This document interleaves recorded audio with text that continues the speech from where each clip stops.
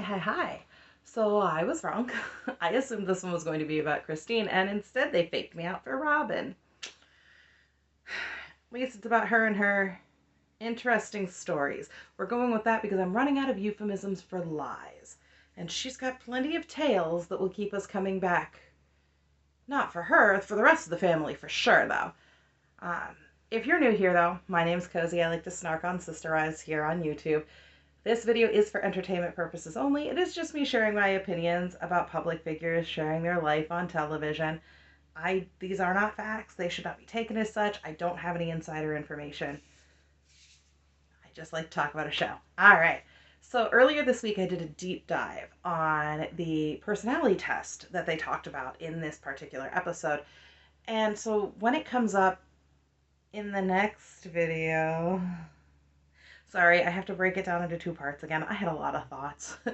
I'm not going to stay focused there for a very long time, but I will try to link that video in the description card down below for anybody who hasn't seen it, wants to watch it again, doesn't know what I'm talking about. It'll be down there. And thanks to you guys, I did find out, oh my gosh, you guys are hilarious commenting, that Freckles could do the test, sort of. I mean, I had to do it for her. But she's a type 4, and frankly, I should have known that before I even took the test. Her next highest one was type 8, which terrified me, but we're not gonna. I don't actually know where my filming buddy is. She's normally right here. If she comes in, we'll say hi to her. So this video is going to focus pretty much primarily on Kody and Meri and the very final autopsy we are giving this relationship. I gave all the other women the grace to have their own video for the end of their relationship, and frankly, I could use the space in my script because I had a lot of things to say about some of the back end of this episode, and I don't have 45 minutes to just scream into the void. All right, so we're going to talk about Meri and Kody. So let's dive into this absolute dumpster fire of whatever this is. So when we hop right back in, it's still that little clip from the breakup where she's like, Robyn, it's not fair for me to be alone. Okay. And we don't get any really big reactions from the picture-in-picture. The reaction actually comes when Christine turns to Suki and goes, wait, Robyn was there? Because, I mean, frankly, who was going to tell Christine and Janelle that Robyn was there? Nobody, because they're not, Kody's not calling them. Meri's not calling them. Robyn's not calling them. Nobody's going to be like, I was there when Meri... Well, actually, we know that Robyn likes the drama, but she hates them. It's hard. So she actually, kind of more importantly, asks, why was Robyn there? And what was that promise that Kody made to Robyn? And at that point, I was like, I freaking knew it. Because I had said previously that I did not think that was a standard part of their marriage covenant, and that was something those two had agreed on outside of whatever he had done with the original wives. That was not something that the original wives were involved in or knew anything about.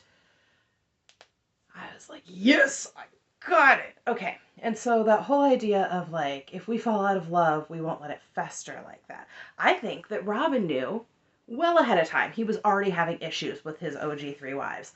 I really think so. And she was like, I don't want to ever fall into that trap.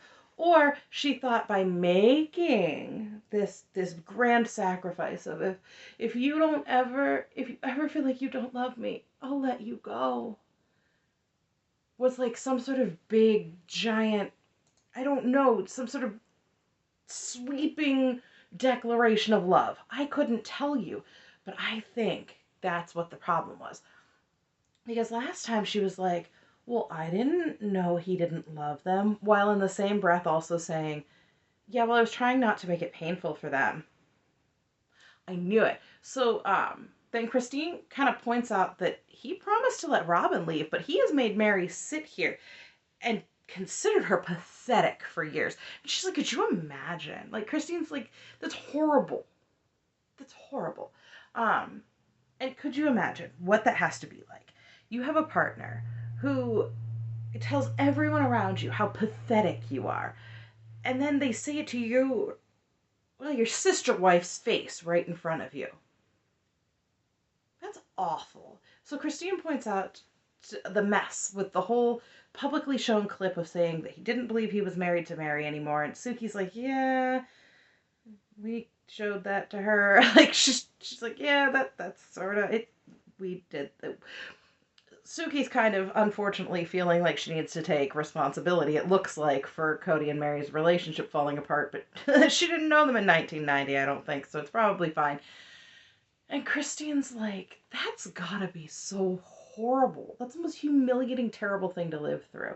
And the look on her face seems to be a cross between some type of sympathy for Meri and a just deep anger for Kody.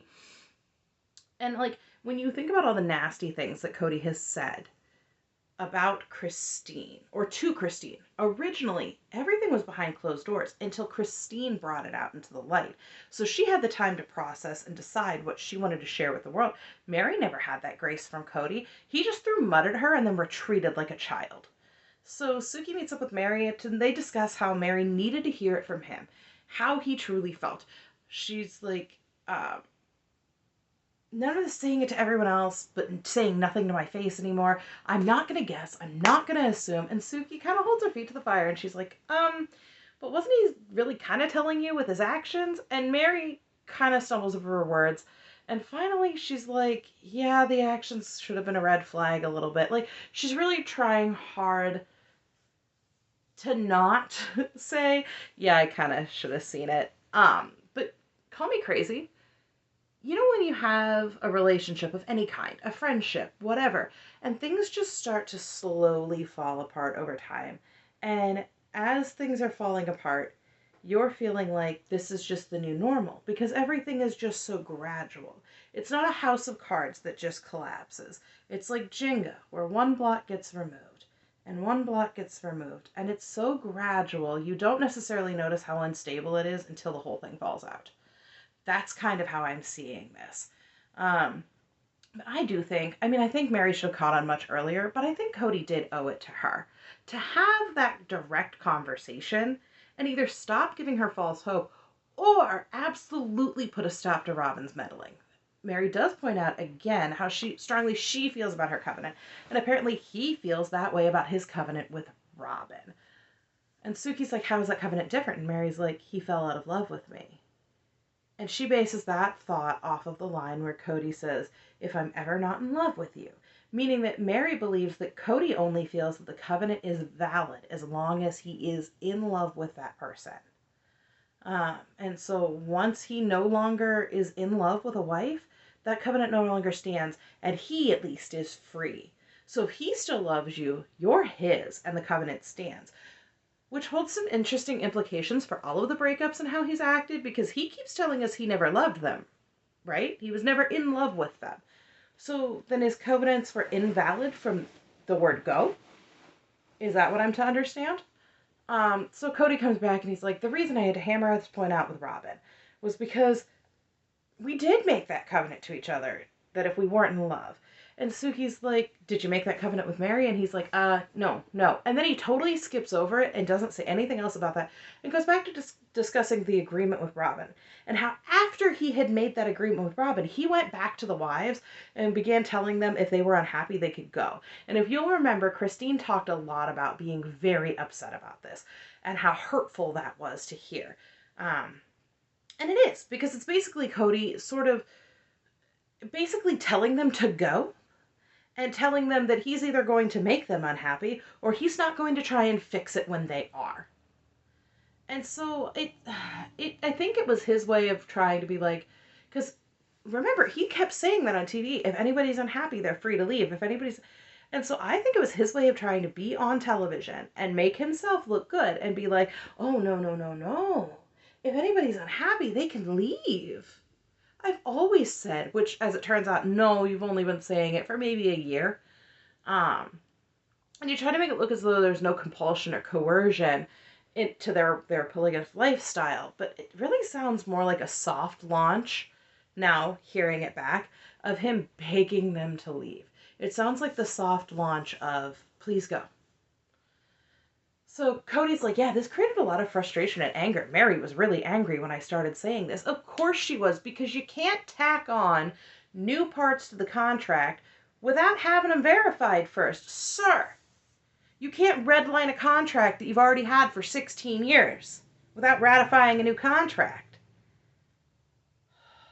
Okay, so husband and I have this joke that whenever one of us wants to do something or doesn't want to do something, that it's in the vows, right?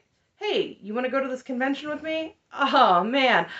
It's in the vows that I don't have to do that kind of thing.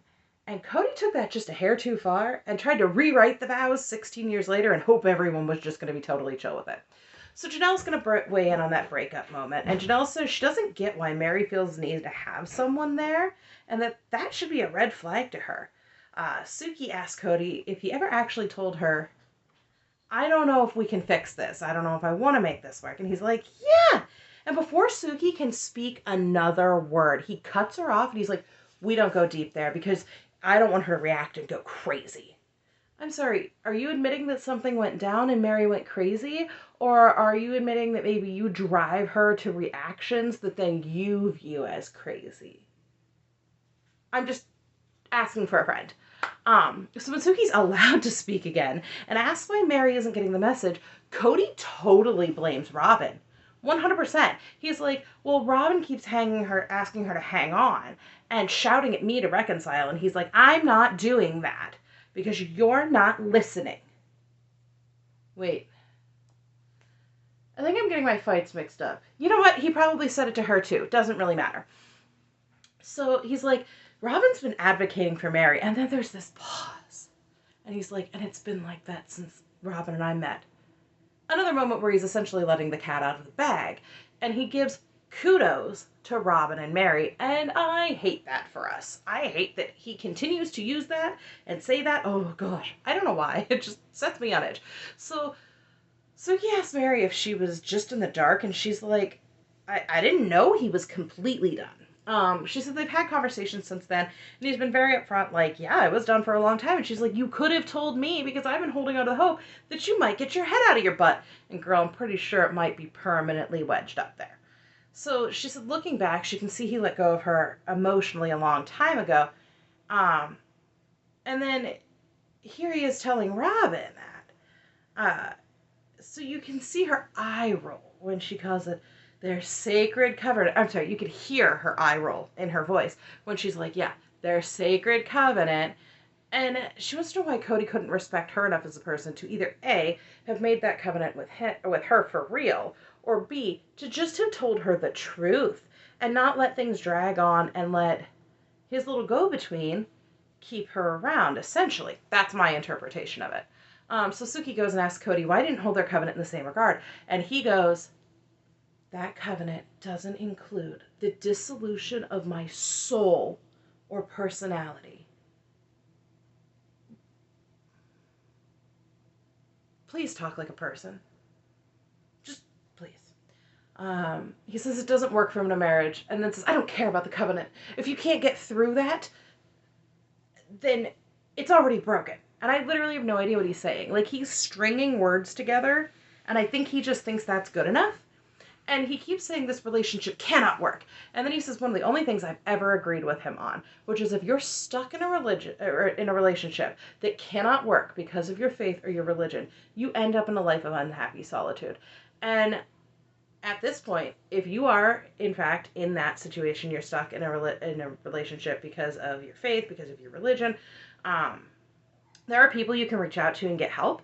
I've admitted before that I'm a Christian. I don't advocate for divorce necessarily, but in cases of abuse and infidelity, you definitely should be allowed to leave. And those are clear things that means your covenant is broken. Do not let any religious teacher bully you into ignoring those signs. Abuses can take many forms, and I am not an expert. If you need help, I would contact the National Domestic Violence Hotline and talk to someone who's far more qualified than I, because you shouldn't have to live in a way that kind of makes you feel unhappy and worthless every day. That's all I'm going to say about that. So Kody then cuts off the discussion claiming he loves her and that he will not trash talk her because that's been done to him. We come back from the break and Meri explains that she was what she was doing before making the decision to walk away. And Meri, sweetheart, this is the world's slowest decision I have ever seen made. ever. She was giving him grace and putting a pause on any pressures to fix their relationship. But girl, a 7-year pause. So Suki asked Meri why she thinks Kody's been so unhappy. And she's like, I don't know, but it's sad. And I hope he can find some peace and joy. And she doesn't think he has any joy. She also doesn't know if he could ever go back to being the old Kody. So we see the clip of her and Robyn talking on the couch and how Janelle's saying that he used to be so dynamic and bold. And Christine points out, but he didn't let other people control him.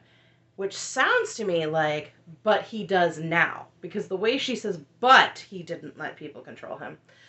So once again, picture-in-picture has very little reaction except for almost looks like a seething look from Meri to Robyn. I can't tell because it's so tiny, but it almost looks like she's looking at Robyn like, and then Janelle laughing at herself, crying after her fight with Kody. And when Robyn showed herself, she just looked so sad.